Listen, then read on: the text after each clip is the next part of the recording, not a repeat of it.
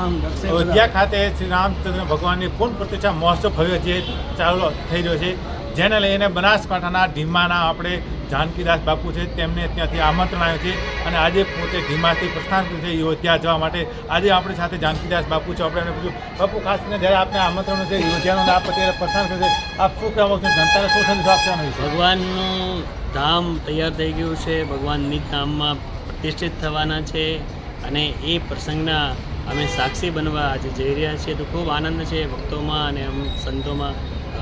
આ વિશેષ કાર્યક્રમ મતલબ એક અદ્વિતીય અને અકલ્પનીય અદ્ભુત પ્રોગ્રામ જે ભગવાનનું પ્રતિષ્ઠાનું થઈ રહ્યું છે અને બધાને આનો લાવો લેવાનો છે અને પોતાના ઘરને, પોતાના ગામને, પોતાના ગામના મંદિરને અયોધ્યા બનાવી અને તમારે પણ અહીંયા બધાને આનંદ લેવાનો છે.